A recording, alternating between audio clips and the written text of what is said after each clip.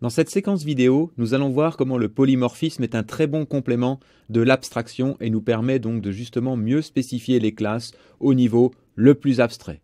Mais commençons par quelques rappels sur le polymorphisme.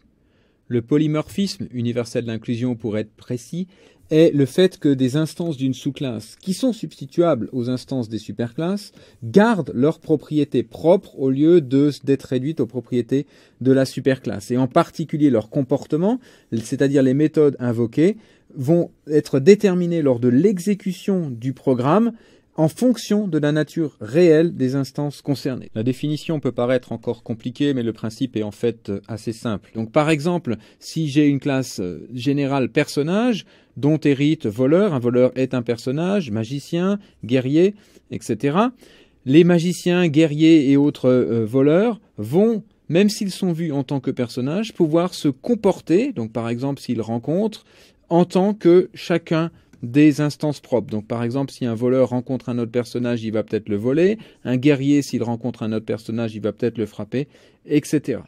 Donc par exemple, si j'ai comme ça un personnage P1 qui rencontre un personnage P2, la méthode rencontrée ici va s'adapter à la nature réelle de l'instance de P1 et donc va rencontrer P2 comme un voleur si P1 est un voleur, comme un magicien si P1 est un magicien, comme un guerrier si P1 est un guerrier.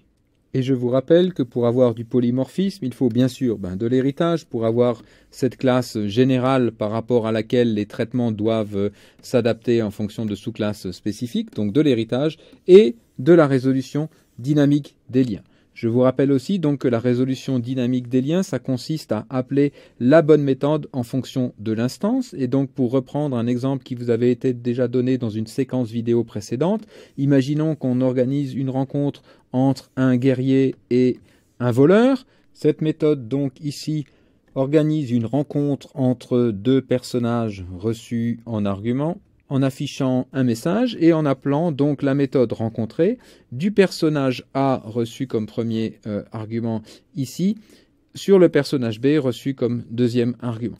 Et la résolution dynamique des liens va faire que lorsque l'on rencontre ici un guerrier G comme paramètre A, c'est la méthode rencontrée de guerrier qui dynamiquement, lors de l'exécution de ce bout de code, va regarder le fait que A est un guerrier pour appeler la méthode rencontrée de guerrier et non pas la méthode rencontrée de personnage, en dépit du fait qu'on décrit ici A comme un personnage. Si l'on appelait ici la méthode rencontrée de personnage, on aurait une résolution statique qui ne dépend que de ce qui est écrit statiquement, alors que ce qui se passe en Java, c'est une résolution dynamique. On va appeler la méthode rencontrée de l'instance réelle qui est passée. On regarde quelle est l'instance, c'est un guerrier, donc on va appeler ici la méthode rencontrée de guerrier. Voilà donc pour les rappels.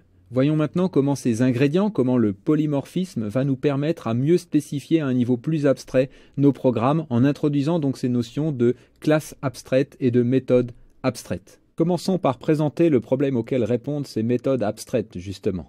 Au niveau le plus élevé d'une hiérarchie, on ne sait pas forcément définir une méthode que l'on sait pourtant qui va exister pour toutes les sous-classes. Par exemple, si l'on imagine avoir une classe très générale qui représente des figures géométriques fermées, quelconques, à ce moment-là, au niveau de cette classe, il va être assez difficile de définir comment calculer la surface. Calculer la surface d'une figure géométrique quelconque est certainement quelque chose de difficile à définir. On ne saurait pas très bien le faire. Pourtant, on sait que toute figure fermée, par exemple un cercle est une figure fermée, donc on sait qu'au niveau de toutes les figures fermées spécifiques, on devrait quand même pouvoir définir la méthode surface. Donc on imagine que toutes les figures fermées vont avoir une méthode surface, même si l'on ne sait pas bien la définir au niveau le plus abstrait.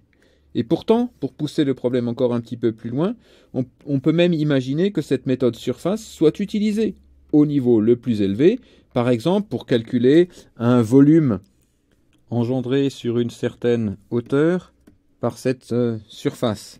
À ce moment-là, ce volume engendré suivant cette hauteur par cette figure géométrique serait défini donc par le produit de la hauteur fois justement la surface de la figure fermée.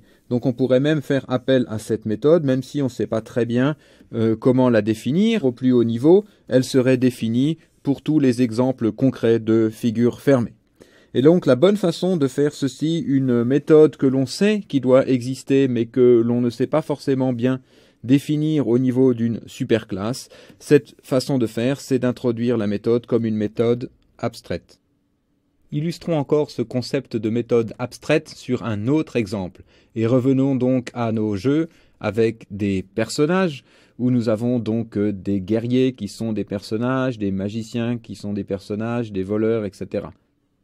La classe jeu contiendrait donc bien sûr plusieurs personnages. On a décidé ici de les mettre dans un tableau dynamique de personnages et imaginons que dans le jeu on souhaite donc afficher l'ensemble des personnages. Donc on ferait bien sûr une boucle qui parcourt l'ensemble des personnages, qui parcourt ce tableau perso et ici, et pour chacun des personnages on afficherait ce personnage. Le problème c'est comment afficher un personnage générique. On ne sait pas afficher un personnage générique. On sait certainement afficher un guerrier, on sait certainement afficher un magicien, afficher un voleur. Donc chacune des sous-classes spécifiques sait comment s'afficher. Mais par contre, au niveau général d'un personnage, on ne sait pas forcément l'afficher.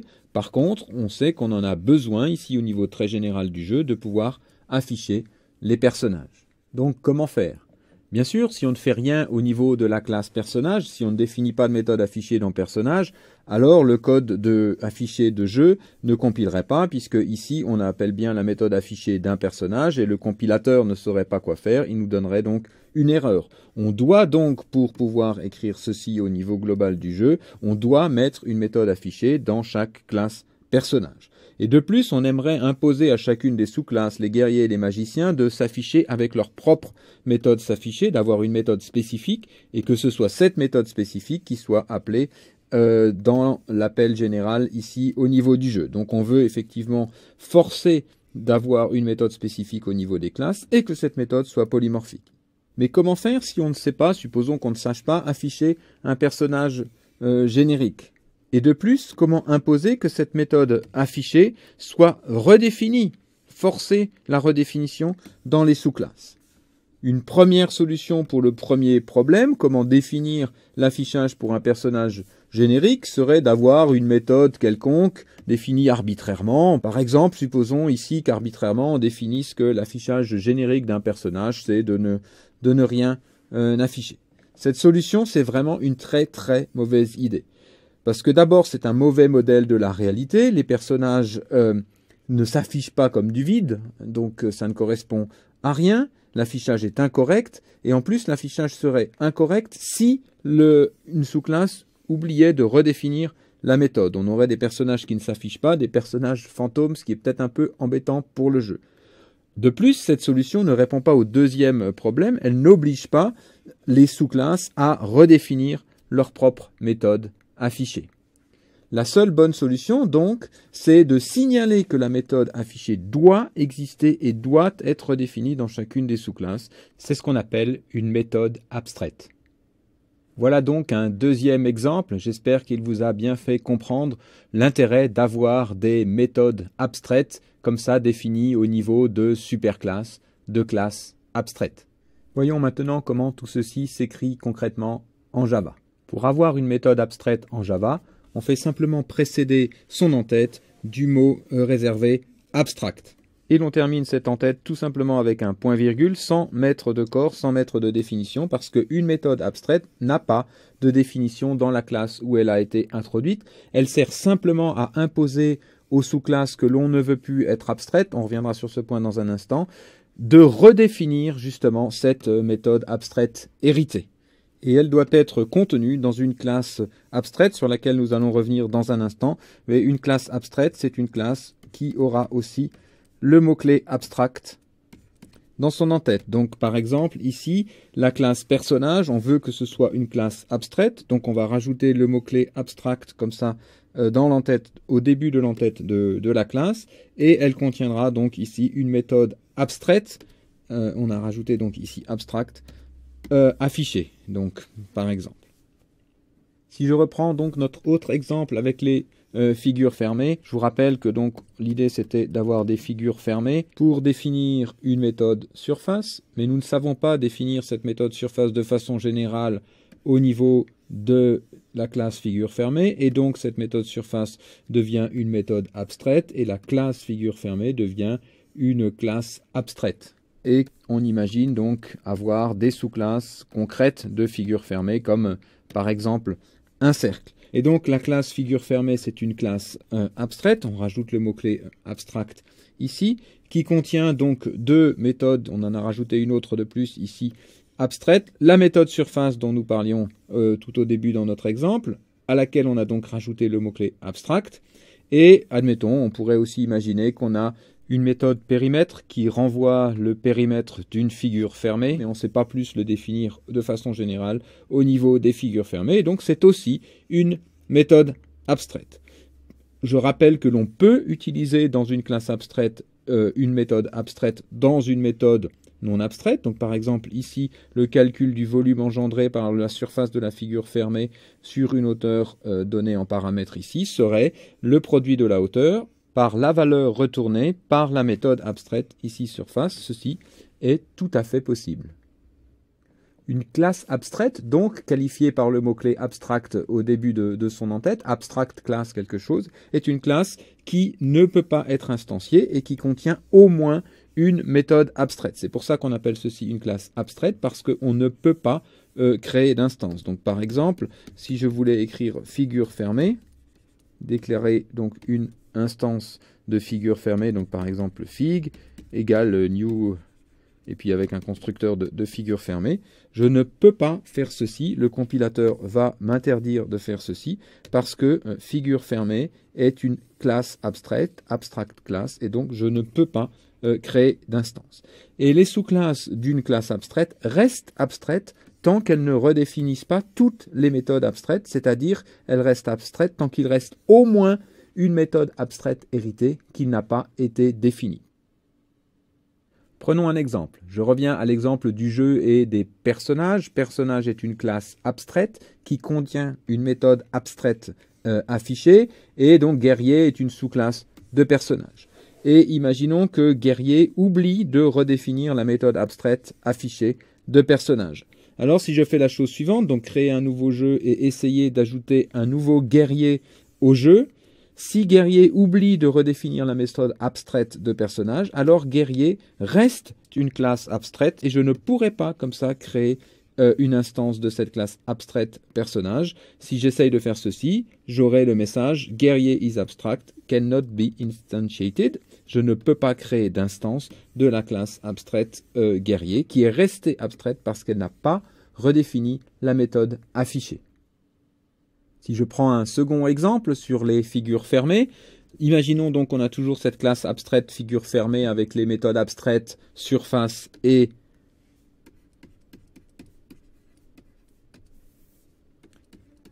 périmètre, qui est aussi abstraite. Et donc supposons qu'on fasse une classe comme ça, cercle, qui hérite de figure fermée. Cette classe cercle redéfinit la méthode surface ici de façon concrète, de façon non abstraite, par exemple donc pi fois le rayon au carré, et redéfinit aussi également la méthode périmètre de façon concrète. Elle a donc redéfini les deux méthodes abstraites héritées de sa superclasse abstraite figure fermée, et donc cette classe cercle n'est plus une classe abstraite, on peut créer des instances de cercle. Ceci est maintenant possible puisque la classe cercle n'est plus abstraite. Par contre, imaginons donc une classe polygone qui hérite aussi de la classe figure fermée, mais qui ne redéfinit que, par exemple, le périmètre, en supposant que donc on sait calculer le périmètre d'un polygone comme étant la somme donc des longueurs de ses différents côtés. Donc ça, on sait parfaitement le définir, mais on ne saurait pas forcément définir de façon générale la surface d'un polygone. Et donc la classe polygone ne redéfinit que la méthode abstraite périmètre, mais ne redéfinit pas la méthode abstraite surface, et donc la classe polygone reste une classe abstraite. Je ne peux pas créer d'instance de polygone. Ceci n'est pas possible parce que polygone est une classe abstraite puisqu'elle n'a pas redéfini la méthode abstraite surface. D'ailleurs, il manque un petit quelque chose pour que le code de polygone donné ici soit correct. Sauriez-vous dire quoi ? Voilà, ceci conclut cette séquence sur les méthodes abstraites et les classes abstraites. La prochaine séquence s'intéressera à différents compléments sur le polymorphisme, les constructeurs, la superclasse object, etc.